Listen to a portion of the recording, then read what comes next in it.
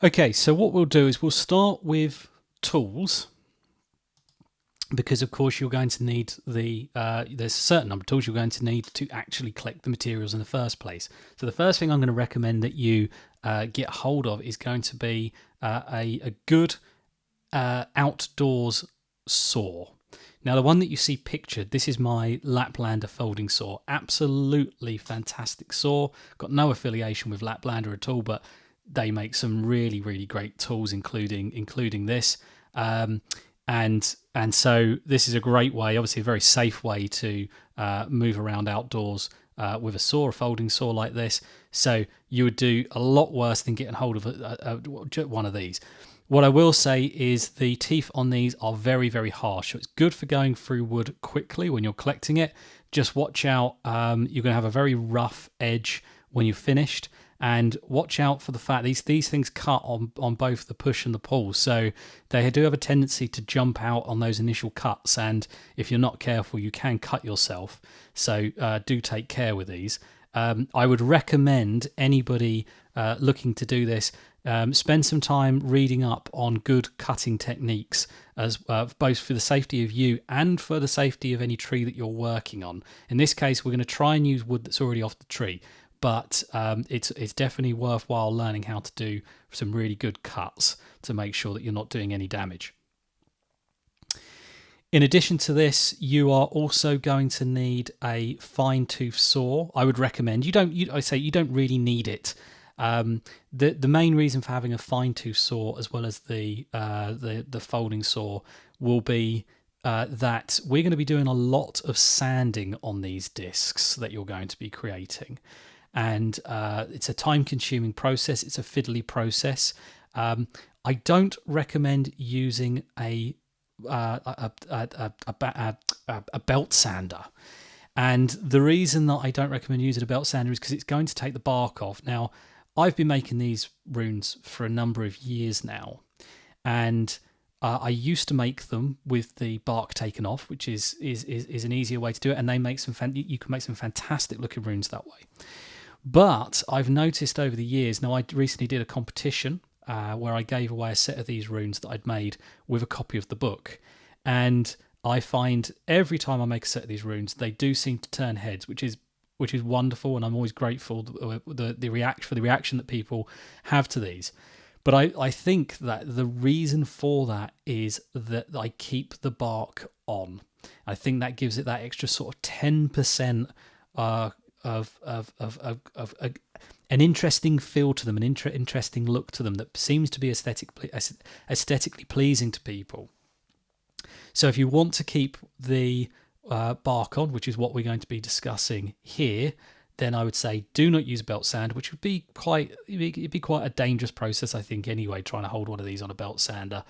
And you're going to be hand sanding. So if you use a fine-toothed saw, then what you will find is that you will end up with a much smoother cut, and the work involved in sanding is going to be a lot less. You're also going to need, as I say, you're going to need some sandpaper. So get some harsh grit sandpaper, and then get some fine grit, maybe even down to wet and dry paper. What you're going to want to do is you're going to start off when we get to the sanding process with the really harsh grit, take a lot of material off very quickly, and then eventually you'll go down to the lesser grits, and you can actually get these polished up. You can actually get these to the point where you sand them to a high shine. I don't use any varnish or anything on my runes. I just use oil. But you can, through the process of sanding, get a very, very, very smooth finish. And of course, you're going to need something to carry out pyrography with. Now, pyrography is simply a process of burning the designs into the wood.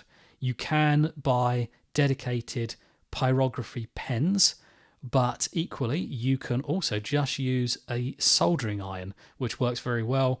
They're very cheap. They're available in many, all sorts of DIY stores, so on and so forth. So if you just grab one of those and off you go. Again, with all these tools, I'll be talking about this more as we go, it's worthwhile just considering your own safety, doing a quick mental risk assessment, and if you need to, get some training or get yourself a good book on how to use them to make sure that you're using them as safely as you can.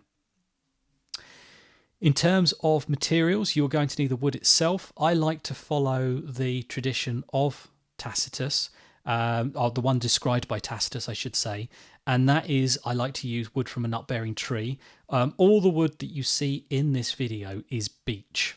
So beech, of course, has beech mast. That's good enough for me. I'll count that as a nut-bearing tree, and that's what I like to use. You could potentially use hazel as well.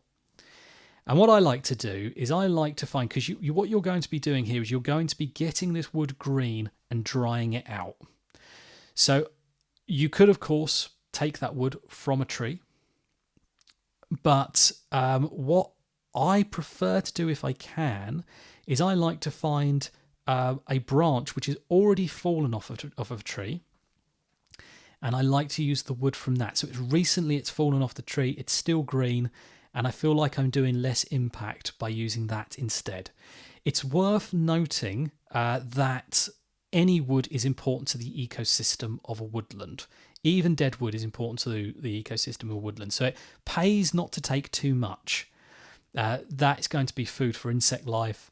That insect life is going to be food for bird life, so on and so forth. So just bear that in mind. Rather than taking an abundance of wood, take what you need and take only what you need.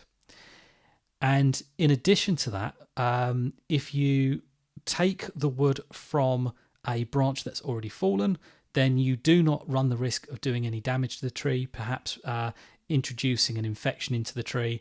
And that's something else that I like to do just to lessen my impact.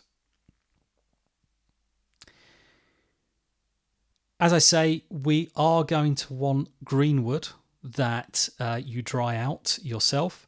And if you're like me, you may find that you have a certain amount of time in the day to collect the materials that you need and a certain amount of time in another day to process the materials that you've got hold of.